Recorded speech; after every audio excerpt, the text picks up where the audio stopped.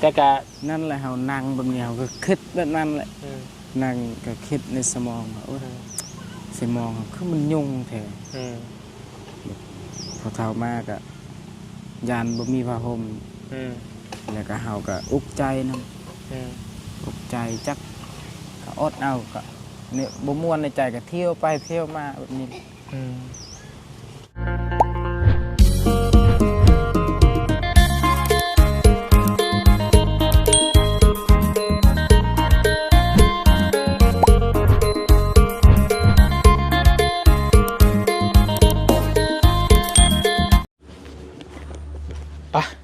ไปหาน้องเจียงเขาก่อนพี่น้องเอ้ย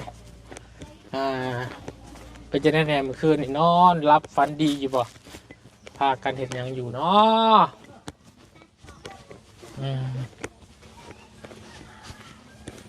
ครับอยู่ยังกันได้บาทนี่บาทเจ้าเป็นเสาอีกมือหนึ่งเนาะน้องเจียงเนาะสบายดีสบายดีสบายดีเด้อสบายดีน้องฮังเด้อเห็นยังอยู่ลูกกำลังกินหมากยังหมักสะโพกโม่งมีเนาะยังกินหมากสมโอพิงไพ่กินข้าวแล้วบ่แม่ยังกินมาเนี่ยกินนั่นตีนไก่ตีนไก่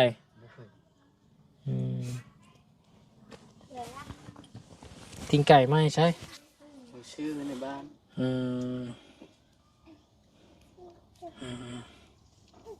ไปหาแขกหาคนเรียบร้อยเบิดแล้วบ่โดยยังพระยังอยู่อันนั้นบ้านน้องปูนาโดยไผน่ะบ่มีรถไปพักคนรถอันนี้รถเพลน่ะเนาะโดยโอ้ยรถไปไกลพี่น้องเอ้ยบ้านน้องปูนาจะคนจักแหละนำน้องห้างนั่นแหละลาหูน้องห้างวันหูเนาะเพื่ออยากไปเบิ่งพี่น้องเลยพี่น้องของน้องห้างบ่ปึ๊บสบายดีเด้อพี่น้องเด้อสบายดีพี่น้องวัดสุขคนพี่น้องเลยต่อยเสามาหาน้องเจียงมานี่น้องเพิ่นกำลังมาแต่หาบอกคนชาวเทิงเนาะน้องทรงน้องแช่บอกเบิดแล้วบ่บอกแล้วเราอยู่เฮือนอยู่บ่อยู่คือว่าน้องแช่กะคือว่าอีก2-3 มื้อบ่พี่น้อง3 มื้อบ่คือ4 มื้อเพิ่นว่าสิมีงานแต่งบ่จะฮู้อยู่บ่เพิ่นมาบอกบ่ได้ยินข่าวบ้านเพิ่นอยู่ไสเนาะจักแหละยันใกล้แหละบ้านเพิ่นอยู่แถวเขตเมืองนองพู้บ้านไอ้ผัวของน้องเอ็มเห็นน้องแซ่บรรชงมาบอกอยู่พี่น้องว่าน้องเอ็มจะแต่งงานว่าจังคือว่า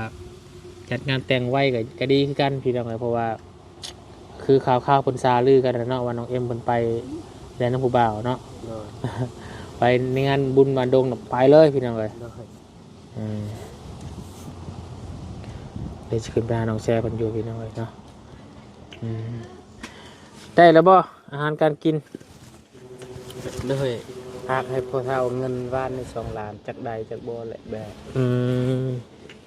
ให้เพิ่นหามาให้เนาะถ้าเพิ่นเอามาแต่มื้อนี้แหละด้วยลามามื้อนี้ประมาณเที่ยงแล้วก็มาเราจะเล่ากับบนรักเจ้าบ้านเป็นดาวเป็นสมอนบอกแขกบอกคนมาแล้วอาหารการกินกันตอนเที่ยง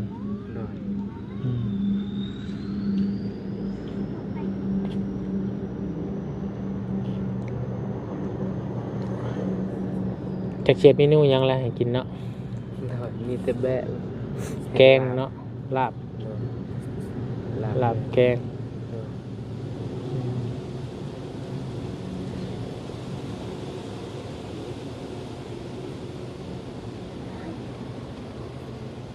เพราะว่ามื้อนี้พี่น้องอาวุธมาหาน้องเจียงกับมีทั้งเมย์มันอยู่ทางต่างประเทศไปแหละเนาะ พิ่นก็ได้ส่งเงินมาพี่น้อง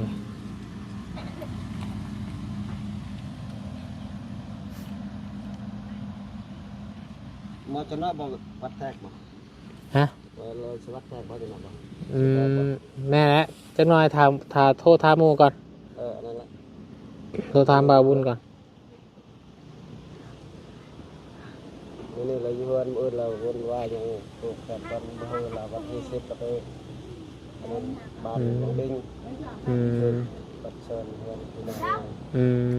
วันที่11อยู่บ้านพลังให้เราไปเล่าอยู่นี่ วันนี้วางอยู่เนาะ เด้อ วันนี้วางเลยสิโทั่วให้บาวบุญเพิ่นมาแทรกเพิ่งพี่น้องเนาะเรื่องที่ดินเนาะ เด้อ ของน้องเจียงพี่น้องเลย แบ่งโต๊ะเลยกับพี่ไทยตลอดแซ่บมากแบบแฮมบ้านเฮากับแม่ของบินกับแม่ปะคนละบ่ได้ของบินกับเงินในน้องกัน หน้าบ่บัดที่สิ ปลา แบบหน้าต้อง เป็นไง วันที่เมื่อไหร่ปลา ที่ชิด ปลาวันที่9 ที่เก้า บืนที่9วันศุกร์วัน11แล้ววันอาทิตย์ ต่อเลยรังเงินรังมันที่ทองรวมทองจากที่สวรรค์ ดองหลายช่วงนี้เนาะ หลาย รู้ว่าอยู่ใช้พี่น้องเลยเนาะเป็นงานยามประเพณี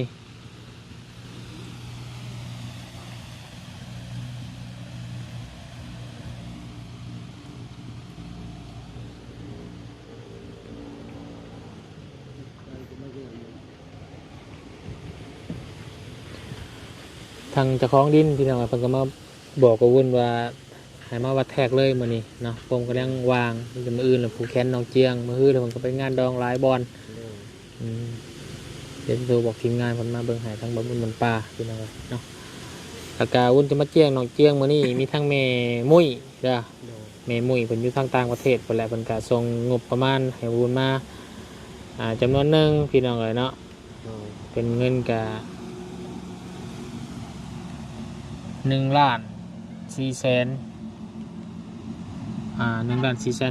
กว่าพันเนาะ1,460,000 กีบเนาะ1,400,000กว่าพี่น้องเอ้ยเพิ่นก็เลยให้เจ้าบุญนี่จัดการบริหารเบิ่งอาหารการกินซอยเหลืองานขึ้นเทือนใหม่น้องเจียงเนาะเพิ่นก็แล้วแต่บุญสิซื้อหยังเนาะเพิ่นให้ซื้อลาบขึ้นเทือนก็มีลาบมีก้อยเนาะเอาเป็นว่าเรื่องอาหารการกินของทีมงานกับทีมงานสร้างเดี๋ยวบุญจัดการซอยนำเด้อบุญที่ซื้อเป็นพวกลาบซุกลาบดิบอีกอย่างต่างๆแหละลาบอาหารการกินอยู่ทั้งนอกมาให้อยู่หันลาบสิบันดงนี่เด้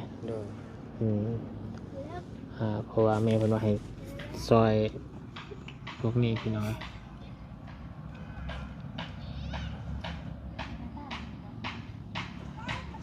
เพื่อมันแก่คนทั้งบ้านน้องกะลาอีกเด้เนาะเพื่อสิซอยทั้ง ในบ้าน กับเขา ลายบ่ลายบ่ฮู้กัน ยันมื้ออื่นแล้วเราไปขึ้นมันยันบ่ลาย กันเขาว่างโอ้ยแต่ว่ามันก็เขาก้นแล้วมันยันมืออื่นเขา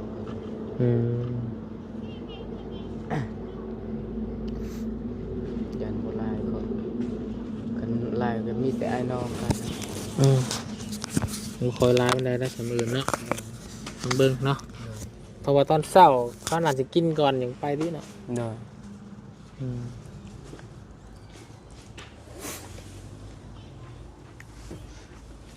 ตัดกล้วยไปขายเนาะ เนาะ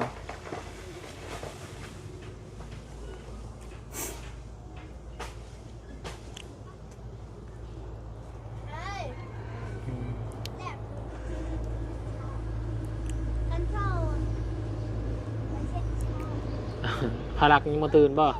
ตื่นแล้วเล่นกับอันนั้นมาเช้าแล้วก็ตื่นแต่เช้า เดินแป้อยู่ นอนคืนนี้จนเมื่อย ไปไว้แล้วก็ตรงตัวเนาะ โดด ไปทางนั้นด้วยชกช่องชกอีกจนเมื่อย เพราะว่าทีมงานกันนอนต่อทีมงานกันนอนเมื่อยอยู่ที่น้องเลยเนาะ โดย พากันยังบ่ตื่นอยู่บุญกับคนนอนตื่นเช้าอยู่แล้วบุญพี่น้องเลยเนาะมีเบิ่งรถน้องเจียงเบิ่งพี่น้องเลยทุกปัญหาคือตัวนี้เนาะ โดย มุนมันแล้วแตะเบิ่งข้างในนี่สิขี่ไปหาบอกแขกกว่าคนกับบ่ได้ล่ะพี่น้องเลยไปบ่ได้เรียบร้อยเลยปัดเรื่องถวยบวงได้จากครบเบิดแล้วบ่ โดยถ้วยบวงประมาณ10 ซาว ก็พอแล้วเนาะเพื่อให้ทางทีมงานบอกสื่อถวยโฟมมาเนาะ โดย ถวยโฟมถวยย่างนะเขาใส่ละทิมเลยเด้ถวยโฟมกล่อง ก็คือสิพ่ออยู่ยานคนมันโบราณปานนี้ อืม เขาไปขึ้นมันเดี๋ยยันมันโบราณ แล้วบนสีหาสื่อมาเติมอีกเล็กน้อยเงินสิละ1,400,000ก็คือสิพ่ออยู่ดอกสื่อแต่ให้พ่อกับพ่อดอกพี่น้องเนาะก็สื่อทำมีแล้วเนาะ โดย พอกินกับเรื่องพ้องกับพ่อแล้วพี่น้องคอยอันนี้กันไปดีแต่ทางเมมุยมันซอยมาทั้งเรื่องอันนี้พี่น้องเรื่องเงินเนาะ โดย ซอยในอยู่ในกินน้องเจื้องยันพ่อกินแล้วพี่น้องเลยเนาะให้ซื้อลาบซื้อยังก็แล้วแต่ว่าบุญเนาะก็ดีใจนะน้องเจื้องไอ้ลายพี่น้องเลยเนาะที่มีทุกผู้ใหญ่โอ้ยคอยเสื่อยคอยสวยเหลือ โดย ยางโดนลามเลยพี่น้องเนาะดีแจมน้องเป็นลายเป็นได้การให้ทางน้องเจียงแล้วพี่น้องเนาะลืมไปประเดี๋ยวก็ต้องขอบคุณของมกบใจทางผู้ใหญ่ใจดีเพิ่นพี่น้องเนาะที่เพิ่นคอยช่วยเหลือ โดย เปิดจนแล้วจนทั่วพี่น้องเนาะจนได้เฮือนงามที่นงที่นอนได้แล้วบ่เสื้อ ยังบ่มีบ่ โดย มี มีแต่เบาเชียงซื้อมาให้ตอนนั้นผ้าห่มชอบพื้นแต่ว่าให้น้องสาวน้องแล้วก็พื้นนึง เครื่องม้อนยังใหม่ๆยังบ่มีบ่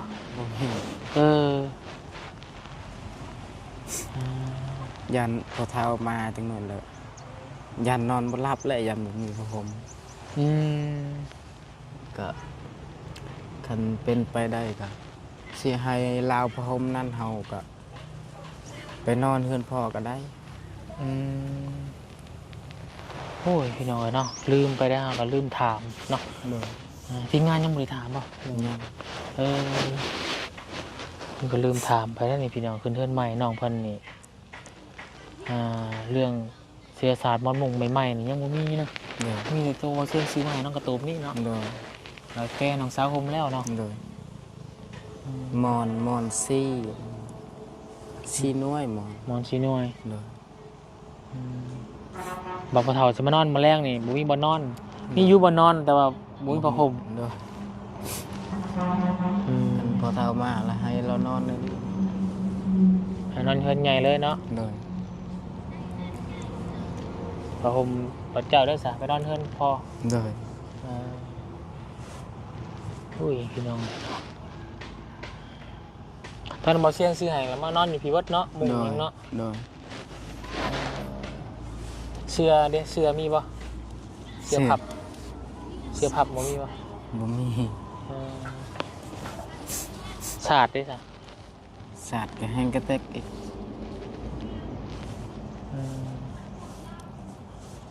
ศาสตร์ก็ยังบ่มีกัน โดย อุ้ยนอนเลยถามทีมงานเบิ่งก่อนพี่น้องยังบ่มีใครมาแจ้งเนาะ โดย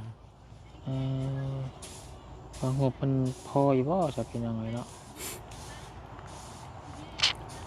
เฮาได้เตรียมบางอย่างอาหารการกินบ่พอพี่น้องเงินก็ส่วนรายไปแต่ว่าเรื่องเสียศาสตร์มอนมงยังบ่มี โดย กินทันใหม่แล้วน้องเพิ่นกุมใจอีพอเฒ่าสิมานอนนำแมลงบ่มีพอไม่นอน โดย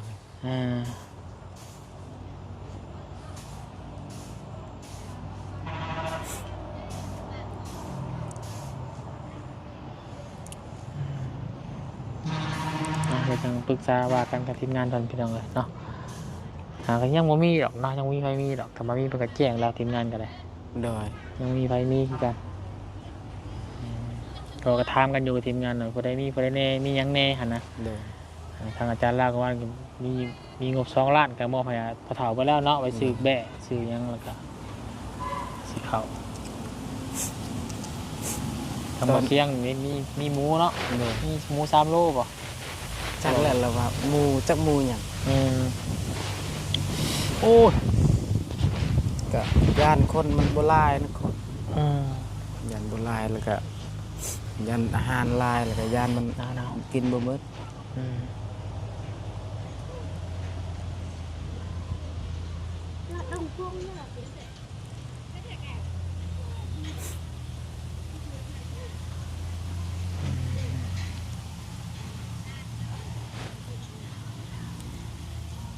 ตามรักนะครับจะขึ้นเทินใหม่เนี่ยก็ต้องมี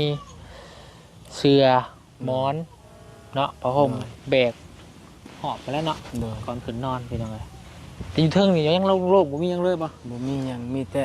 จักตัดหญ้าแหละอยู่กับน้ำซาวแพ็ค อืม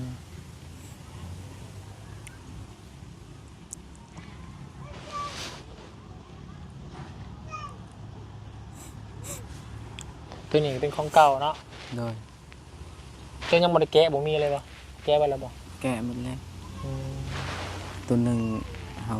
ต้มเองพื้นหนึงอันก็ให้น้องบัดถึกอันนั้นถึกแปลนให้มันเย็นยามกลางคืน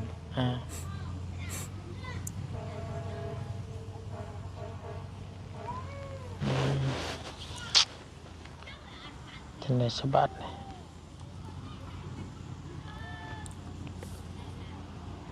นี่ก็บ่เป็นหยังบ่เป็นหยังเนาะคืนแล้วก็แล้วมีแต่คืนซื่อ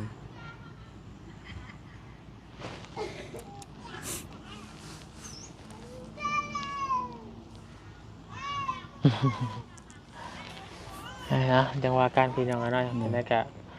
เรื่องม้อนนี่ก็สิซื้อ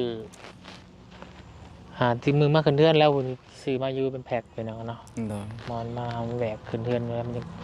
จะคือแล้วบ่พี่น้องเนาะมาขึ้นเทือนเขาต้องแห่3หอบก่อนบ่บ่ได้แห่บ่ บ่มีแต่ทางเฮานี่มีแต่ยัง3มือจังเอาไว้เครื่องของได้ยัง3มือมื้ออื่นเนี่ยสมมุติว่าเฮาขึ้นยังบ่เอาไว้ได้แหละมีแต่ขึ้นนอนได้ขึ้น แต่วิทย์3มือนั่นน่ะขึ้นเครื่องของได้พอว่า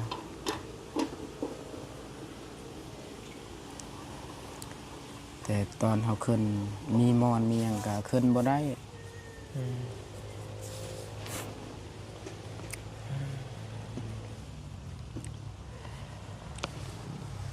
โอเคพี่น้องเราจังว่ากันเนาะมีแต่อาวุธมาแจ้งข่าวมื้อนี้ก็เรื่องทั้งมีมุ้ยเพิ่นเด้อ โดย ที่ซอยอาหารการกินทางแม่เพิ่นว่าอยากซอยอาหารการกินพี่น้องเนาะเรื่องกับข้าวกับน้ำน้อยสร้างเพิ่นพี่น้องเอ้ยที่สิว่าจังใดพี่น้องเนาะเงินล้าน4นี่แต่ว่าสิเปลี่ยนไปซื้อผ้าห่มประเภทนี่มันก็สิพอหรือว่าจังใดเนาะ โดย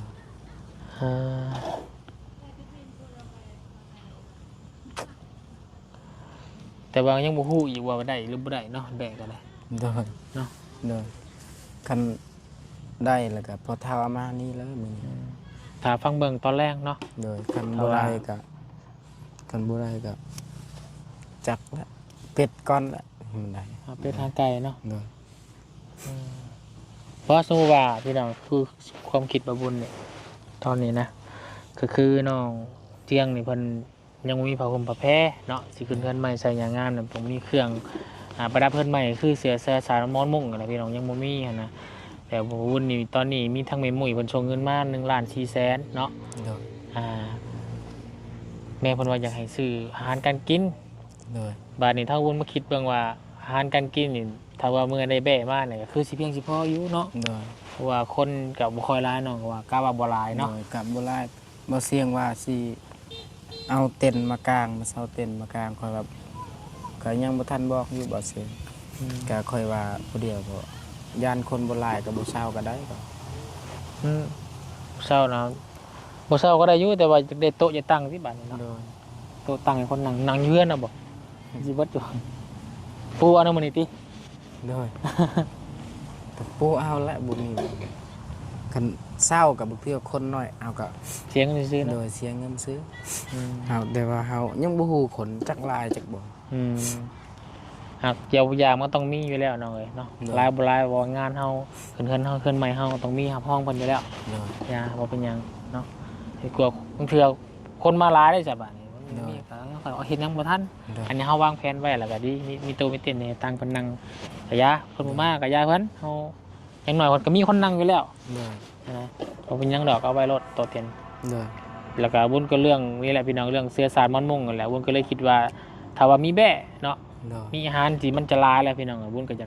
เอาเงินที่งบบุญนี่ไปซื้อผ้าห่มเสื้อ โดย เนาะเอามาให้เจ้าเลยนะ โดย อย่างน้อยกันมันได้สำพังงบพอมีกันยังดีเนาะล้าน4นี่ก็สิได้อยู่ดอกเสื้อผ้าห่มอย่างเงี้ยเนาะ โดย พอได้มาว่าไว้พระเถานอนบ่แรงหรือว่าเอาไว้ขึ้นเทือนใหม่ตอนนอนเทือนใหม่แล้วเอามีสิ่งใหม่ๆเข้ามานะ โดย เอาอันแนวเก่าเขาสิ่งใหม่เสื้อสาดใหม่หมอนใหม่หั่นนะพี่น้องเลยก็คือเอาเห็ดขึ้นเทือนปกติขึ้นใหม่แต่ละหลังหันแหละ โดย เพิ่นก็เอาเบ้าของเก่าขึ้นเพิ่นเอาของใหม่ขึ้นไปนอนปูสาดปูเสียเป็นของใหม่หมดเลยอืมก็เลยคิดว่าถ้าว่ามีอาหารการกินยาหลายแล้วนะบุญเสียเงินจำนวนนี้ไปซื้อเนาะเพราะว่าแม่มุ้ยมันก็บอกอยู่แล้ว แต่บุญสิจัดการบริหารเบิ่งเอาหั่นนะเนาะ โดย จะได้ทางบุญเองกับน้องเกียงก็ขอเบิ่งคุณขอมุกขอบใจ เนาะ ทางแม่มุ้ยหลายเด้อ เนาะ ที่ซอยเรือน้องเกียงมาพี่น้องแล้วก็ให้ทางบุญเป็นสะพานบุญให้มาตลอดเนาะ โดย ก็ขอให้แม่อยู่ดีไม่แห้งเด้อสุขภาพร่างกายที่แข็งแรง โดย ปีใหม่มาแล้วขอให้แม่มีแต่สิ่งดีๆสิ่งใหม่ๆแล้วก็สุขภาพร่างกายที่แข็งแรงเบิดในครอบในครัวเด้อแม่มุ้ยเด้ออยู่ดีไม่แห้งสาธุพี่น้องนะ ขอบใจทางแม่มุยหลายๆเด้อขอให้แม่มุยอยู่ดีมีแฮงเด้อสำหรับที่สดซอยสมทบกันอาหารการกินเฮือนสารลานแปลนดินดอนตอนยาของน้องก็ได้หับได้หูได้เห็นแล้วก็ถือว่าขอบใจทางแม่มุยหลายๆขอให้แม่มุยอยู่ดีมีแฮงขอให้เย็นเป็นสุขเด้อให้สุขกายสบายใจนอนหลับขอให้เจ้าได้เงินหมื่นตื่นมาขอให้เจ้าได้เงินแสนเด้อวาสนาสิ่งใดขอให้เจ้าได้สิ่งนั้นเด้อสาธุ สาธุพี่น้องเลยเนาะเดี๋ยวบุญจัดการเบิ่งให้เด้อ โดย แต่ว่าสำคัญได้พี่น้องเลยเนาะเพราะผมประเภทมันหนาวช่ำเลยเนาะพอเฒ่าไม่เฒ่ามากเนี่ยนอนใจพี่น้องเลยเนาะอ่าแต่ก็ นั่นแหละเฮานั่งแบบนี้เฮาก็คิดแบบนั้นแหละ อืม นั่งก็คิดในสมองว่าโอ้ยสมองคือมันยุ่งแท้ อืม พอเท่ามากอะยานบ่มีผ้าห่ม อืม แล้วก็เฮาก็อุกใจนํ อืม อุกใจจักก็อดเอาก็เนี่ยบ่ม่วนในใจก็เที่ยวไปเที่ยวมาแบบนี้ อืมมันเป็นเรื่องปกติเนาะกับห้างบ่มีแน่พี่น้องเลยเนาะมันเป็นเรื่องปกติห้างบ่มีแหละงานเฮาสิเกิดบัดนี้เฮาก็บ่มีนั่นแหละบ่มันก็คิดขนาดคนมีเขาว่าเขายังคิดหลายเด้คนมีเงินนี่เขาขึ้นเทือนใหม่ใส่อย่างงามนี่เขายังแฮงคิด เนาะ เขายังคิดหลายอยู่แล้ว คิดหลายหยังเขาน่ะคิดหลายอย่างคนมันบ่พอกินเขา เนาะ อย่างจักสิฮับแขกไปแบบนั้นนะมันคิดกันทุกคน แต่ว่าความคิดมันสิต่างกันอยู่พี่น้องเอ้ยคือน้องเจียงเพิ่นบ่มีอยู่แล้วนะ เนาะ แต่ก็คิดเรื่องนี่ละก็คือยันมันเพียงบ่พอล่ะคือ1อาหารการกิน2มาผ้าห่มผ้าที่นอนนี่แหละพี่น้องก็คือน้องมันคิดซับซ้อนแบบนี้แหละ เนาะ อาบุญเข้าใจอยู่ไอ้ละบุญจังเข้ามาแต่เช้าแล้วก็จะมาถามปรึกษาน้องเพิ่นนี่แหละพี่น้อง เนาะ เนาะก็เลยตูนกันยังมีแม่มุ้ยเพิ่นนี่แหละเนาะ เนาะ ซอยเข้ามาก็เลยจังมาปรึกษาได้เนาะ เนาะ ก็นี่แหละเงินตัวล้าน4แล้ว เนาะ บ่ซื้อของกินก็สิซื้อผ้าห่มผ้าแพร เพราะว่ามันสำคัญในเมื่อมันหนาวแล้วเนาะส่วนอาหารการกินนี่ก็ทางทีมงานนั่นก็รองรับอยู่เนาะทางเงินงบของน้องเจียงก็มีอยู่2ล้านเนาะถ้าบ่มีแบ่ไปหาซื้อเป็ดซื้อไก่หยังต่างๆหมูมีซีนหมูในตลาดก็มาเฮ็ดเอาเนาะ เนาะ เราอีกอย่างก็คนอาจจะบ่หลายเพราะมื้ออื่นเขาไปขึ้นมันพี่น้องเนาะมีแต่แน่นอนแล้วน้องเด้อ เนาะ ขอบคุณก็มาปรึกษาแล้วก็มาให้ความคิดเห็นแล้วก็บ่มากกับอู้พี่น้องเลยเนาะแต่ถึงไปปรึกษาทีมงานตื่มแต่ทางอาวุธปลามาวัดแทก ดินตอนหยามันแล้วมันทั่วไปทีละอย่างมันจะบ่ปวดทั่วเนาะ โดย ไปอยู่ดีแฮะ โดย สบายดีสบายดีบ่ต้องคิดร้ายน้องเลยเนาะ โดย ไปพี่น้องเลยเนาะพบกันคลิปหน้าแล้วกันคลิปนี้สบายดีเด้อ